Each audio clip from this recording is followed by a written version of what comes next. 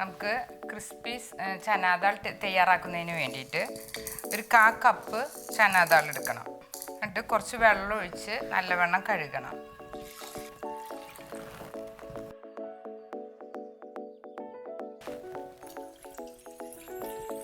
മാലിന്യങ്ങളൊക്കെ പോയി നല്ല ക്ലീൻ ആവും. ഇതുപോലെ ഇരിക്കും.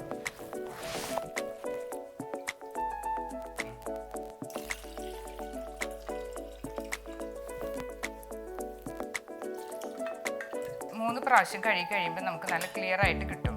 ഇനി നമുക്ക് ഇതിലേക്ക് കുറച്ച് ബേക്കിംഗ് സോഡ ചേർത്ത് ഒരു രാത്രി മുഴുവൻ കുതിർത്താൻ വെക്കണം. ബേക്കിംഗ് സോഡ ചേർക്കുന്നത് നല്ല ക്രിസ്പിനെസ് കിട്ടാൻ വേണ്ടിയിട്ടാണ്. കുറച്ച് ബേക്കിംഗ് സോഡ ചേർത്ത് ഇളക്കി ഒരു രാത്രി മുഴുവൻ നമുക്കിങ്ങനെ മൂടി വയ്ക്കണം. ഒരു രാത്രി കഴിഞ്ഞിട്ട് നമുക്ക് എടുക്കാം. ഒരു രാത്രി കഴിഞ്ഞ് നമ്മൾ തുറന്ന് നോക്കുമ്പോൾ കടലപ്പരിപ്പൊക്കെ നല്ല കുതിർന്നിരിക്കുന്നുണ്ടാവും. ബേക്കിംഗ് സോഡ ഇട്ടിട്ട് നമ്മളൊരു രാത്രി വെച്ചു. അതിന് ശേഷം നമുക്കിതൊക്കെ വെള്ളം വാർത്തി ഒരു കിച്ചൺ ടവലിൽ ഉണക്കാനിടാം.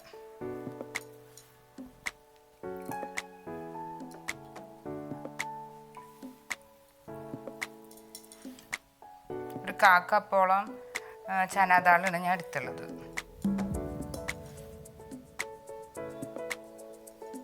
ഇതിങ്ങനെ ഒന്ന് വെള്ളം വാർന്ന് വരണം. കടലപ്പരിപ്പ് എന്ന് പറയുന്നതാണ് ഈ ചനാദാൾ. ഇത് നല്ലോണം കുതിർന്നുണ്ട്. ഇനി നമുക്ക് നല്ലവണ്ണം ഉണങ്ങിയിട്ട് ഒന്ന് വെളിച്ചെണ്ണയിൽ വറുത്ത് കോരാം. നല്ലോണം ഒന്ന് ഉണങ്ങണം, അല്ലെങ്കിൽ നല്ലോണം പൊട്ടിത്തെറിക്കും. ഇനി നമുക്കൊരു പാൻ വെച്ച് വെളിച്ചെണ്ണ ചൂടാക്കാൻ വയ്ക്കാം. നമുക്കൊരു പാത്രം വെച്ച് പാത്രം ചൂടായി വരുമ്പോൾ വെളിച്ചെണ്ണ ഒഴിക്കാം. പാത്രം നല്ലോണം ചൂടായിട്ട് വരുമ്പോൾ നമുക്ക് ഫ്രൈ ചെയ്യാനുള്ള എണ്ണ ഒഴിക്കാം.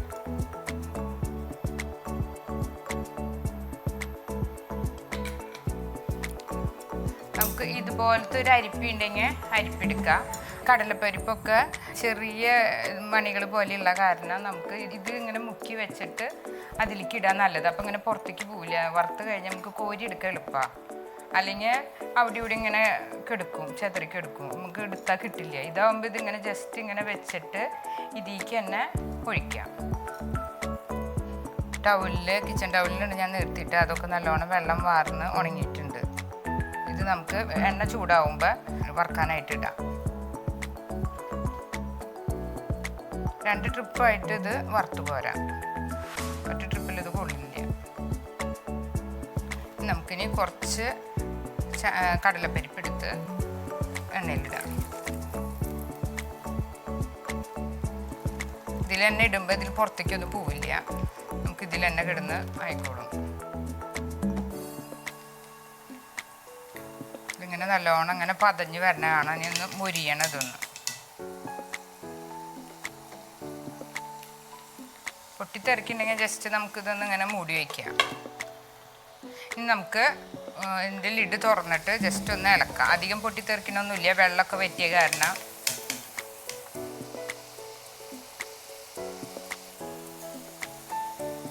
നമുക്ക് ഇങ്ങനെ പൊന്തിച്ച് നോക്കിയാൽ പെട്ടെന്ന് തന്നെ എണ്ണ വാലും ചെയ്തോളും. ഒരു ഗോൾഡൻ ബ്രൗൺ ആവണ വരെ ഇത് ഇങ്ങനെ വറുക്കണം. നമ്മൾ ആദ്യമേ തന്നെ ഇന്നലെ തന്നെ ഒരു കുറച്ച് ബേക്കിംഗ് സോഡ ഇട്ട കാരണം നല്ല ക്രിസ്പിനെസ് കിട്ടും ചെയ്യും. കുട്ടികൾക്കൊക്കെ നല്ല ഇഷ്ടമാവും. ഇത് ഇതിൻ്റെ ക്രിസ്പിനെസ് നല്ല ടേസ്റ്റ് കൊടുക്കുന്നുണ്ട്. ഗോൾഡൻ ബ്രൗൺ ആവണ വരെ നമുക്കിത് റോസ്റ്റ് ചെയ്യണം.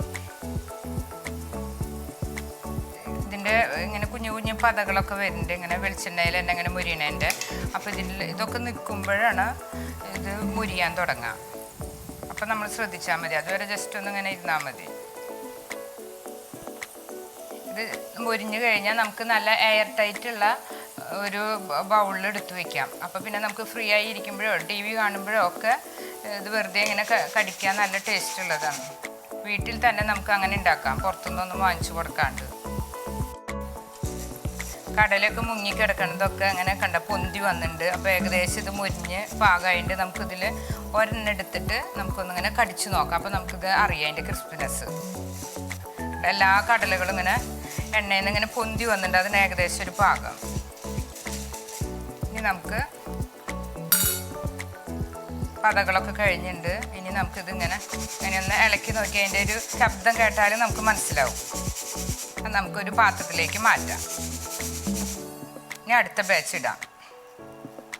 ഇങ്ങനെ ഒരു പാത്രത്തിലാകുമ്പോൾ പെട്ടെന്ന് തന്നെ നമുക്ക് ഇങ്ങനെ കോരി എടുക്കാനും പറ്റും, എണ്ണ ഇങ്ങനെ വാറ്റാനും പറ്റും.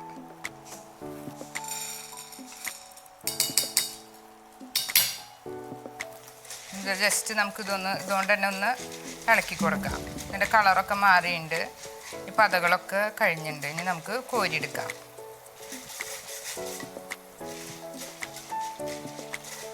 നല്ല ക്രിസ്പി ആയിട്ടുള്ള ചനാക്കടലയാണിത്. ഇത് ഒരു പാത്രത്തിലേക്ക് മാറ്റാം.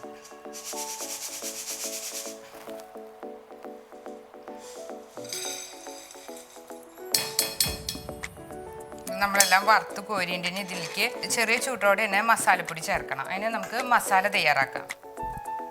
മസാല തയ്യാറാക്കാനായിട്ട് ചാറ്റ് മസാല, പിന്നെ മാംഗോ പൗഡർ. അത് നമ്മൾ ഇതൊക്കെ നമുക്ക് സൂപ്പർ മാർക്കറ്റിൽ വാങ്ങിക്കാൻ കിട്ടും. മാങ്ങ ഉണക്കി പൊടിച്ചതിന് മാംഗോ പൗഡർ, പിന്നെ കാശ്മീരി മുളക് പൊടി, കുരുമുളക് പൊടി, ഉപ്പ്. ആദ്യം കാശ്മീരി മുളക് പൊടി ഒരു ചെറിയ സ്പൂൺ, പിന്നെ ഉപ്പ് കുറച്ചിട്ടാൽ മതി ഉപ്പ്. പിന്നെ മാംഗോ പൗഡർ, നമ്മൾ സൂപ്പർ മാർക്കറ്റിലൊക്കെ കിട്ടും മാങ്ങ ഉണക്കി പിടിച്ചതിന്.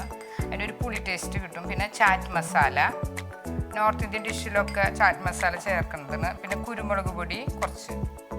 ഇതും കൂടി നമുക്ക് നല്ലോണം ഒന്ന് മിക്സ് ചെയ്യാം.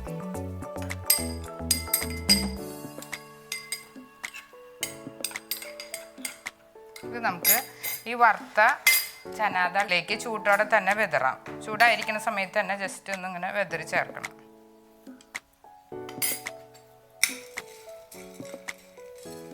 ഇത് കഴിക്കുമ്പോൾ നല്ല ടേസ്റ്റോട് കൂടിയപ്പോൾ കഴിക്കാം. അപ്പോൾ നമ്മുടെ ക്രിസ്പി ആൻഡ് ടേസ്റ്റി ചനാദാൾ തയ്യാറായിട്ടുണ്ട്. ഇതൊരു സ്നാക്ക് പോലെ നമുക്ക് ഉപയോഗിക്കാം.